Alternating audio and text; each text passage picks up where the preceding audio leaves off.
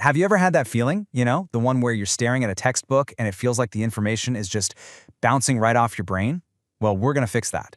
Today, we're diving deep to figure out what kind of learner you actually are. Okay, let's be real. The sheer amount of stuff you're expected to know can be completely insane. You've got books, articles, notes. It all just keeps piling up, right? It's a total information avalanche. And then there's the clock. It's just always ticking down, isn't it?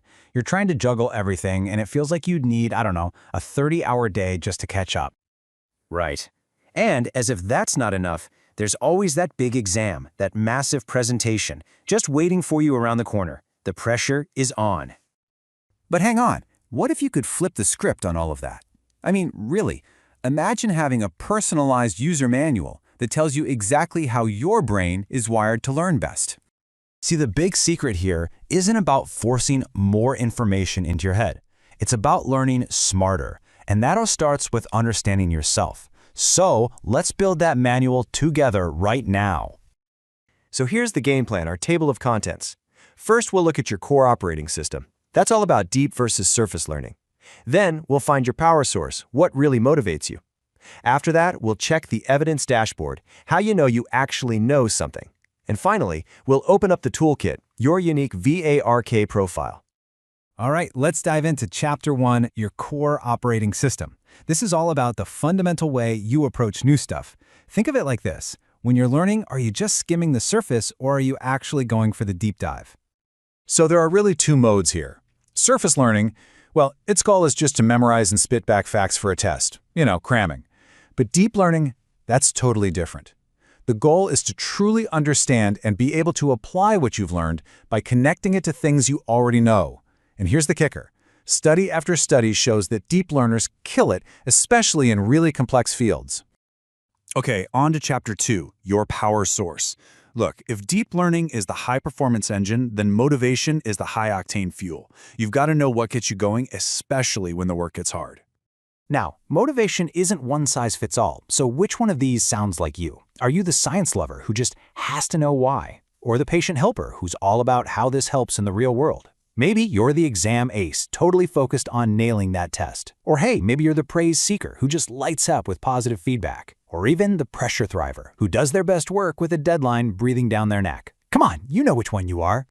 And listen, this isn't just some fun personality quiz. This is a straight-up superpower. Once you know what drives you, you can literally rig the game in your favor. If you need practical application, hunt down those case studies. If you thrive under pressure, use timed study sessions. You can build a study system that perfectly fuels your own brain. Which brings us right to Chapter 3, the evidence dashboard. And this is a big one. We've all been there. You study for hours, but how do you really know if it's sticking? How do you know for sure that you've learned enough to stop? So there are different kinds of evidence. The gold standard is objective evidence. You pass a practice test, or you can explain the concept to a friend from scratch.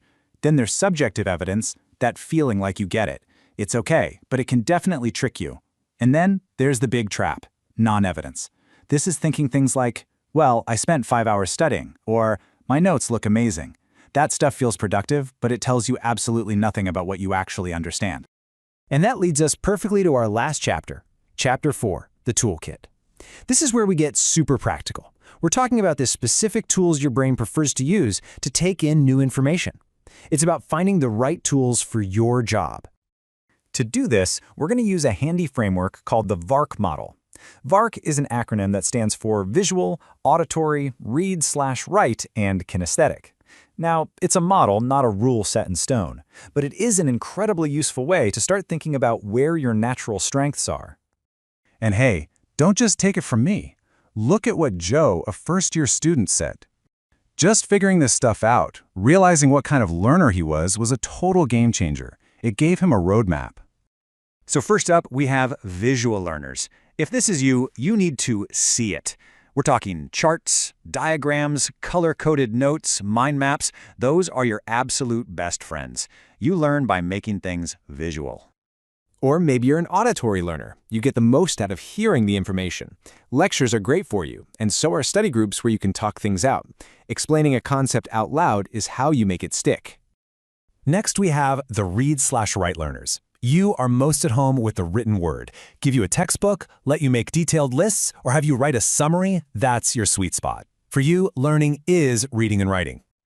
And last but not least, kinesthetic learners. You need to get your hands dirty. You're all about practical application. You don't just want the theory, you want to see how it works in real life. You, my friend, learn by doing. So take a second and think about it. Which one of those just clicked for you? And you're probably a mix of them, right? But which tools do you find yourself using without even thinking about it? That's your toolkit. And this is why it all matters. As Rebecca, a finalist, said, learning the subject is one thing, but the most important skill you can ever get is learning how you learn. That's the one skill that you'll use for the rest of your life. Because at the end of the day, it all boils down to this. You are in control. It's about being aware of your own process, playing to your strengths, finding smart ways to manage your weaknesses, and making conscious choices instead of just studying on autopilot. So, we've walked through the chapters, we've looked at the tools, now it's your turn. The pen is in your hand. So, what's the first sentence you're going to write in your own personal learning manual?